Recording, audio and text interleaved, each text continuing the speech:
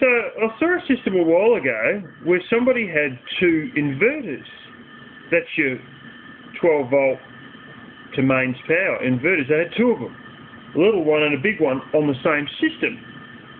You may think that's strange. Why would they do that? Well, it's reasonably easily explained. Generally speaking, the bigger your inverter, i.e.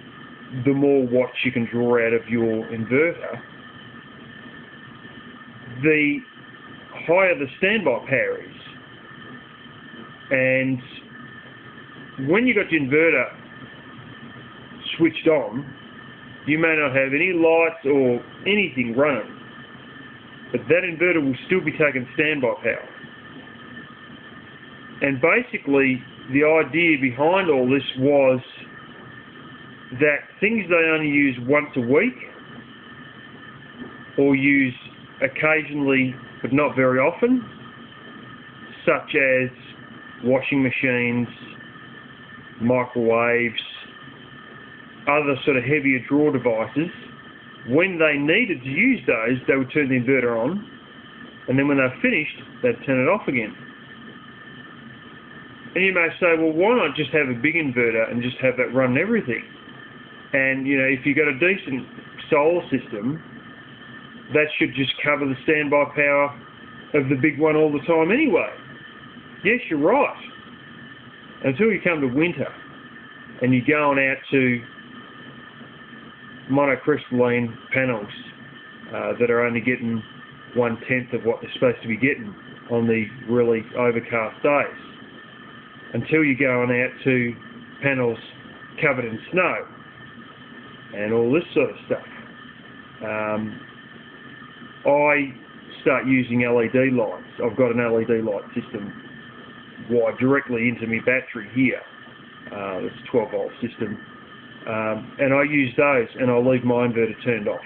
And my inverter doesn't have a great draw on it. You know, I think it's only something like 3 watts or something like that, or a quarter of an amp, 250 milliamps or something like that. It's very low draw.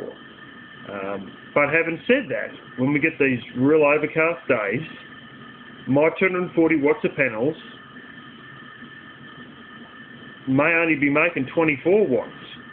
And yes, the one that runs the house is a MPPT system, maximum power point tracking system. You know, it is really quite an ants pants charge controller. But all the same, you know, that charge controller may get you, in perfect circumstances, an extra 30% power. So what's that bang us up to? What, like, you know, 30-something watts? I mean, still not much power. Not if you got this thing 3 watts that runs day and night, because your panels only run during the day, and the days are also shorter in winter. So, you know, that was the reasoning behind them doing it. And, you know, it's not a terribly stupid idea to have all your lights and your other low draw appliances, a small TV, your laptop, and all that, all hooked into your small inverter, and then your big inverter, just use that as you need it. And, you know, during the summer, you may decide to just use the big inverter only, or because you couldn't be bothered playing around with wires or plugs or anything, use both of them at the same time. If you've got plenty of power, that's not an issue. Or you could just, you know, wait for the times when you've got to use a lot of power and use it then. But if you were to leave both systems on during the summer, your system may be big enough to handle the standby power of both of them without an issue. But that's all fine when the sun's out, and then you get winter, and then you start to read some figures and go, oh cripes, I've got to cut back on power. And of course the most obvious choice is to turn off anything that uses standby power, and then also cut back on things that you may like but don't really need, like watching the TV for hours on end and things like that. So yeah, that's just a system I saw, and I thought I'd explain what was going on behind it, because it was sort of interesting to see two inverters hooked onto the one battery bank.